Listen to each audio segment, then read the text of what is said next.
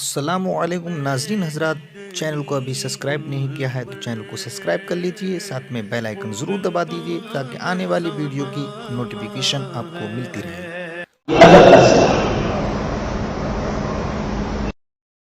میں آج تفصیلی گفتگو نہیں کروں گا، آپ مجھے سنتے رہتے ہیں،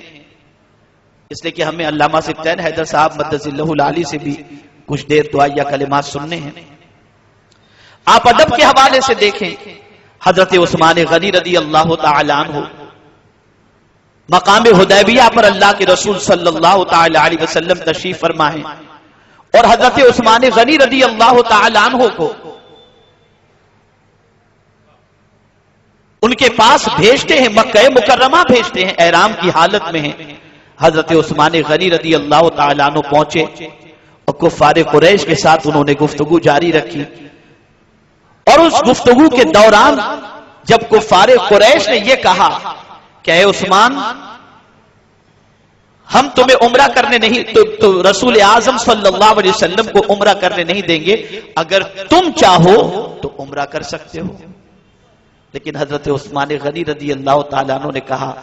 میرے نبی کے بغیر میرے لیے عمرے کا تصور یہ تمہاری غلط فہمی ہے۔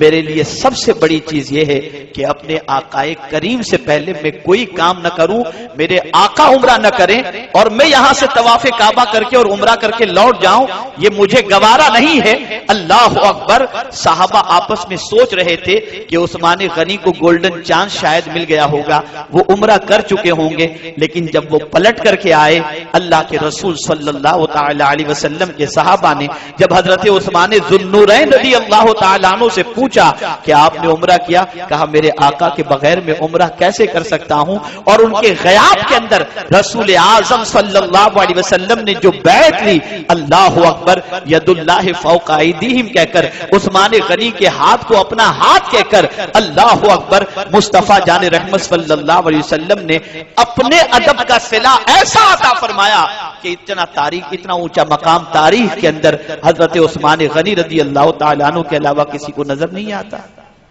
آپ اندازہ لگائیں، یہ ادب کی وجہ سے تھا، یہ رسپیکٹ کی وجہ سے تھا۔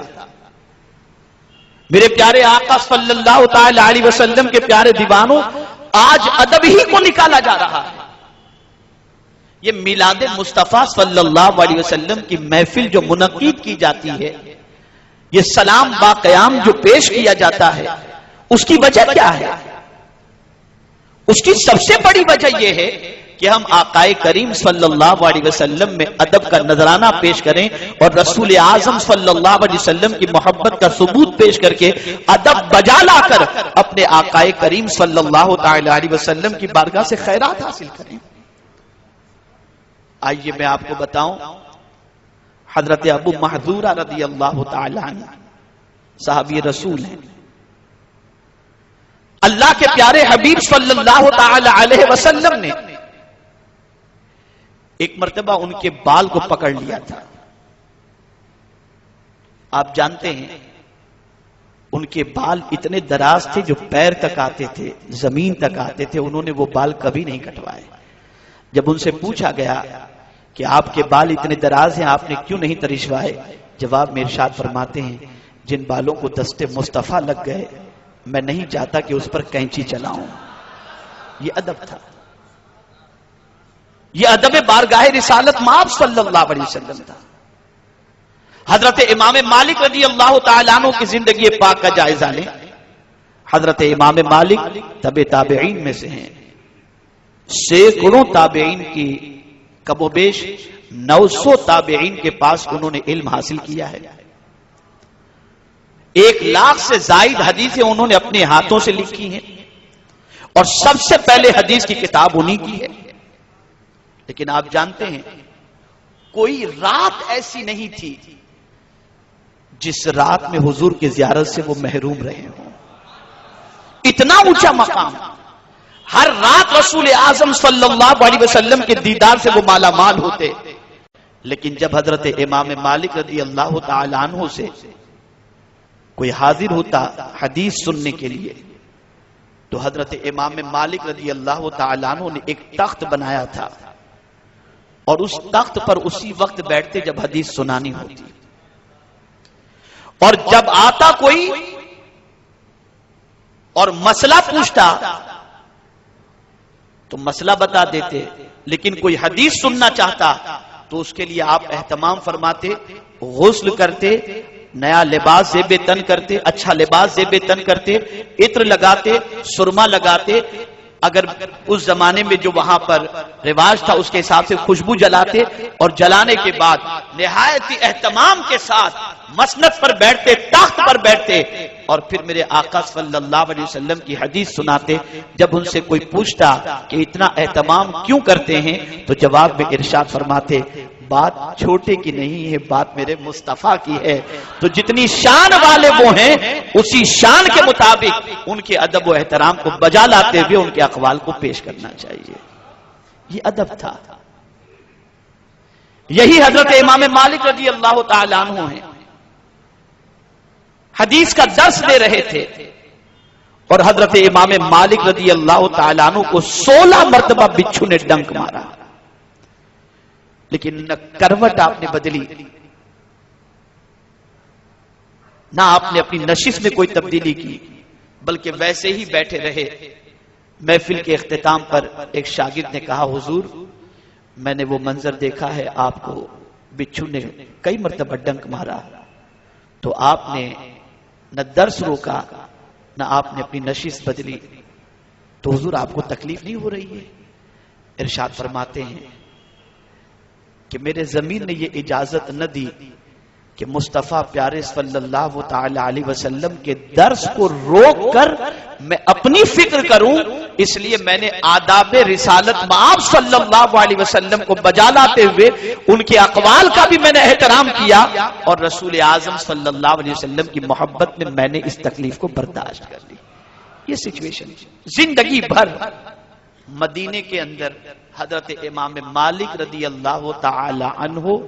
کبھی سواری پر سوار ہو کر کے نہیں چلے۔ یہ سب کیوں تھا؟ کیا وہ کم عقل لوگ تھے؟ کیا ان کے پاس شعور نہیں تھا؟ کیا ان کے پلے کا آج کے دور کا کوئی محدث فقیہ، کوئی مفسر ہے؟ یہ سب کیوں کر رہے تھے؟ اس لیے کہ وہ جانتے تھے کہ ادب رسالت مآب صلی اللہ علیہ وسلم کتنی عظمت والی چیز ہے، اور اسی لیے قرآن نے ایمان کے بعد پہلی چیز جو بتائی وہ یہی بتائی، رسول اعظم صلی اللہ تعالی علیہ وسلم کی تعظیم اور رسول اعظم صلی اللہ تعالی علیہ وسلم کا احترام۔ میرے پیارے آقا صلی اللہ تعالی علیہ وسلم کے پیارے دیوانوں، جتنا زیادہ حضور صلی اللہ علیہ وسلم کا احترام کیا جائے، جتنا زیادہ حضور صلی اللہ تعالی علیہ وسلم کے ادب کی طرف آدمی اپنی توجہ کو مبذول کرے گا، اللہ رب العزت کی بارگاہ میں اسے اتنا ہی بلند مقام عطا ہوگا۔ اور یہ بھی سن لو کہ رسول اعظم صلی اللہ علیہ وسلم کی تعظیم و ادب کا صلہ قرآن کی روشنی کے اندر ناکامی نہیں ہے، اللہ نے کامیابی کی بشارت خود عطا فرمائی ہے۔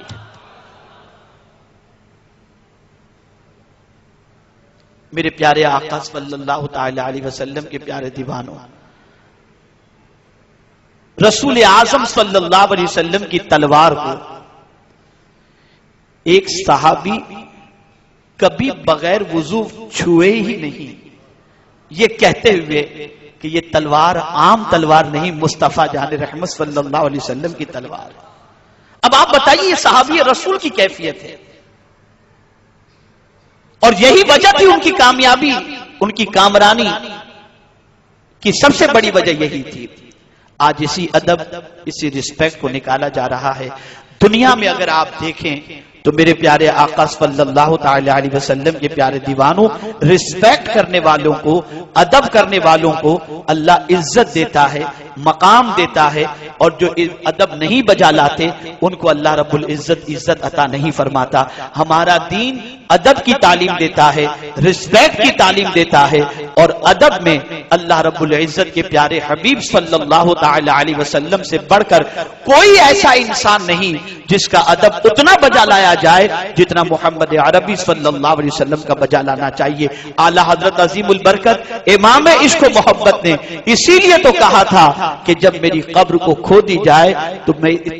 اتنی گہری کھودی جائے کہ میں قبر میں کھڑا ہو سکوں، اس لیے کہ آقا کریم جب قبر میں تشریف لائیں تو میں ادب کے ساتھ کھڑے ہو کر ان کی بارگاہ میں سلام کا نذرانہ پیش کر سکوں۔ یہ ادب ہی تھا۔